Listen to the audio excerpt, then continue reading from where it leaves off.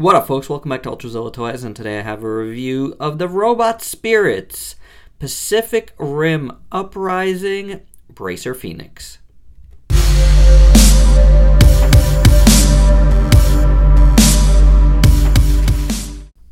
Alright, we're at the end of our first wave of Jaegers from Tamashii Nation's Robot Spirits line, or Robot Tamashii, however you want to say it, from the Pacific Rim Uprising movie that's upcoming. I really can't wait to see the movie, honestly. Doesn't look as good to me as the first one. It looks a little more, popcorn flicky than the first one. I mean, no matter what you think of it, it's really really artistic, and I just really love it. I fail to see where some of the hate comes from for that one. But anywho, Bracer Phoenix is what we have here, and we're going to bring in his mates here, Titan Redeemer and Gypsy Avenger, just to give you a good look at them once again together, just in a different configuration here. As you can see, of course, Gypsy Avenger is the bigger one.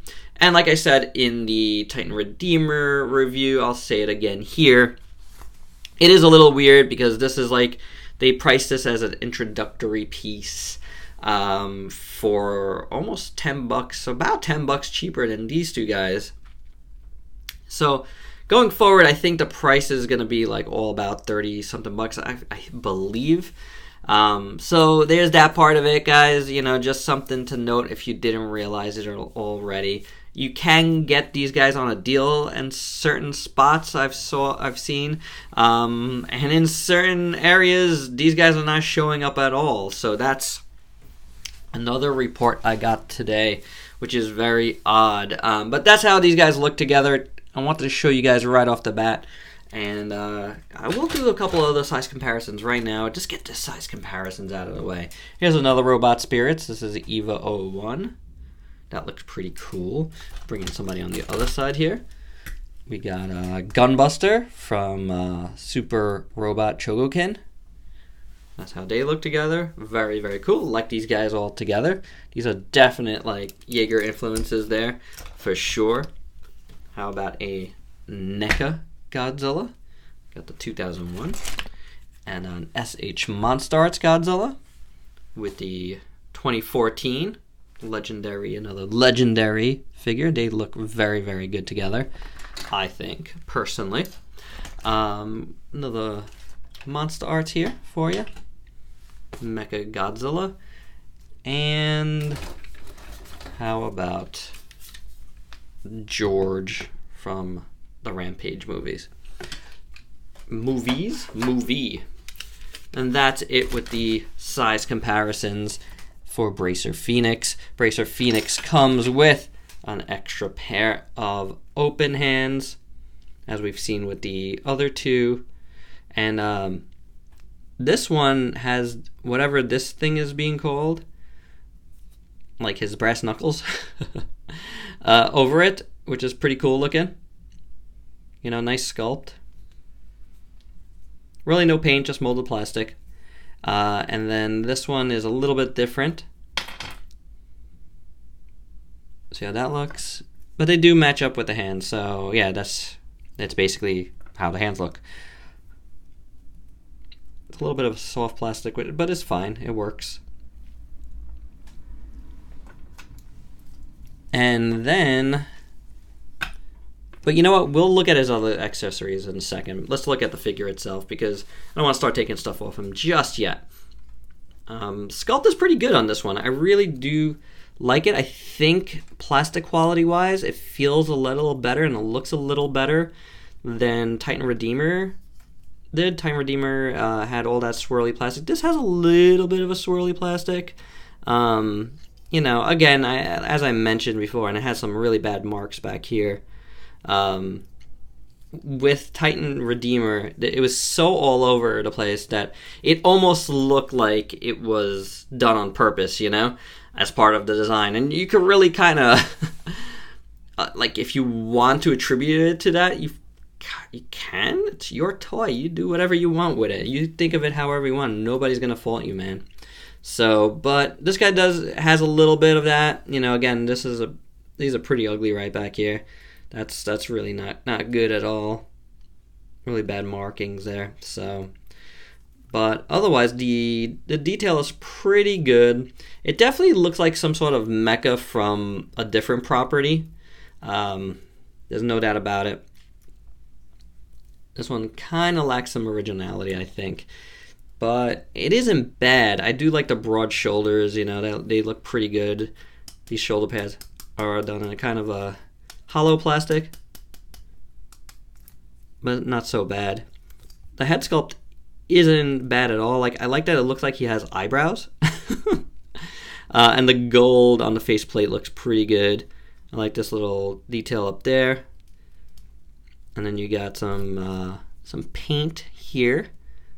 Kind of this like warm silver paint, which is similar to what you get here in the chest. And that looks pretty good, this chest piece. You got some cool tampo printing right there. Some more up here. More on this side. The back, you really get nothing doing here, guys. It's good molded detail, no doubt. But up and down, you're not getting any paint on the back at all. I mean, this guy really could use some weathering or not. I mean, again, we're going to get the DSTs, the Diamond Selects, very, very soon. And those are loaded with paint. So for sure, you're going to want to, even if you're getting these, you're going to want to check those out. Those are going to be really nice. I just saw them at Toy Fair, and you know, I'm looking forward to that, getting them here to review, hopefully soon. This looks really cool. Kind of looks like grenades. It reminds me of King Kong Escapes of Mechanic Kong. That's what these remind me of. Don't exactly know what they do, but I mean, I would guess he takes them off and throws them.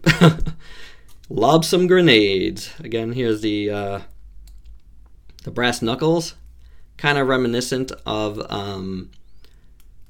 Cherno Alpha.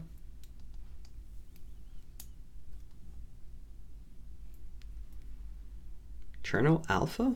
Why does that sound wrong to me? I just stopped myself. I'm like, I'm drawing a blank.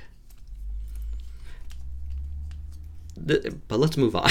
Not important. There's this part here that looks really good. I like that this at least is sculpted all the way in. This is painted up front here. That looks pretty cool. On this side, you know, I like that it's different here. You know, it's asymmetrical, and that's pretty good. I always dig that. Tampo prints here on both sides. This piece is nice here. Matches this other colors here, like this paint color. I really like it. It's like, again, like a warm, like gray, silver, metallic. It's pretty cool. And then you really get nothing else on the bottom as far as paint goes. But again, the molded plastic does look good. You got a lot of details in there for sure.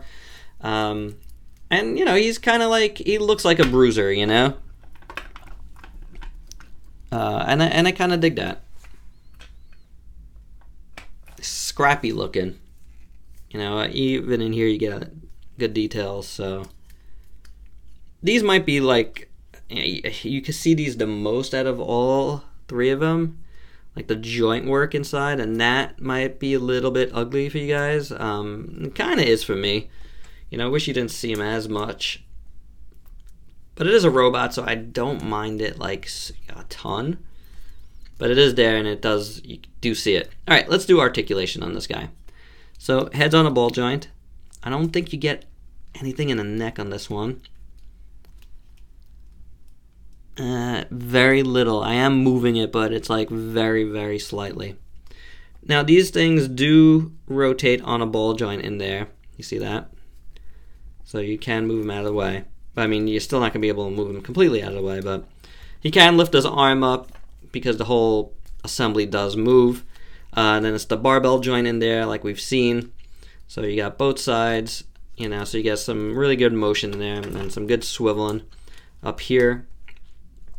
And then you got a double jointed elbow. Works fine. Works and looks fine.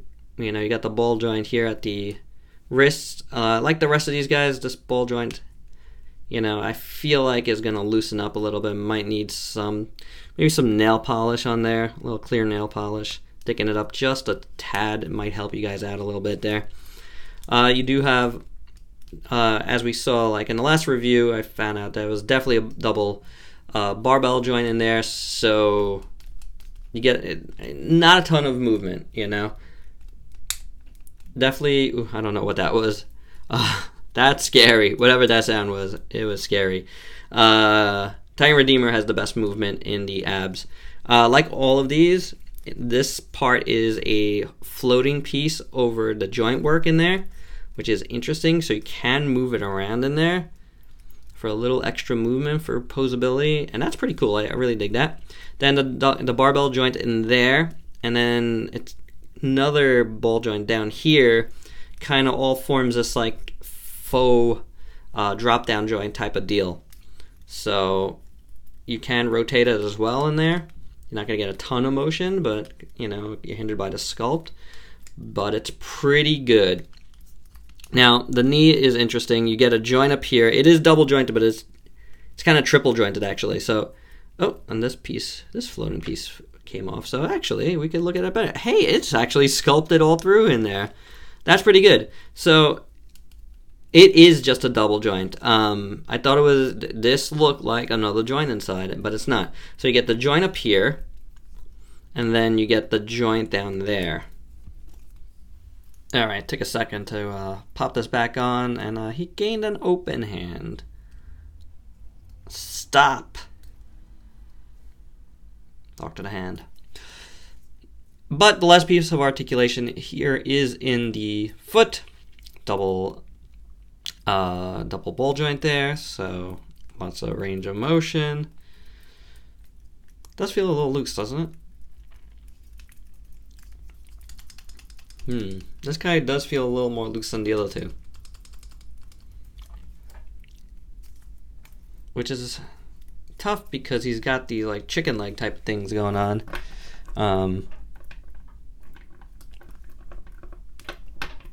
But you know, his feet are wide enough where he does stand up okay. See, these come off easy. Definitely these open hands on all of them come off a little easier than the fists, in my opinion. So at least on mine. But there you go, guys. That's his articulation. It's an alright figure. It's not bad. So overall, I think, you know, Gypsy is the winner for me of the three. It's really nice. It's also the cheapest. That definitely factors in there a little bit, but it's the nicest figure. It has the most paint, you know, comes with the most amount of things. And actually, you know what? I'm not done. But you know what? I can get out my opinion still. That's definitely the best value. Even if they were all priced the same, it would still be the best. But however, Bracer Phoenix does come with a couple more accessories. I almost forgot. So you want to take off this chest piece right there. It's got a hole there. Oh, I caught it. Caught it, guys. It fell on the floor. And he comes with these two little cannons. I think they're called Vortex cannon. And the rear Vortex cannon. So there's two pieces. I'm hitting everything right now. One for the front, one for the back. You know, done in that warm silver that I was been saying. So pop that in right here. That looks pretty cool. You might have noticed that at the top of the review, the intro. So take out this back piece, and you do have to put them in a specific way. This piece has to be on top on this side, and you want this piece to be on the bottom on this side. So that's how he looks. He does look really cool with that, with his weapons on. shooting from both sides. That's pretty awesome. That is cool. I mean, I do like that all three of these guys do come with, you know, their own unique thing. That's pretty cool. You know, like, I just think they're. Let's get some of this stuff out of the way. They're pretty neat in that, you know, aspect. You know, these two guys do feel a little cheaper than Gypsy Avenger, but all in all, you know, it's a fun little set. They do look cool together, and you know, you definitely feel like Gypsy is the leader here. So, yeah, not bad, not bad. I think for the price of all of them, it's definitely worth getting. It does still feel like a Tamashii product. If you've handled the, you know, the robot Tamashis, this is pretty much how they feel. It's just, here's another one. You know, we saw him in the Gypsy review. This is the Ingram from Pat Labor. You know, so.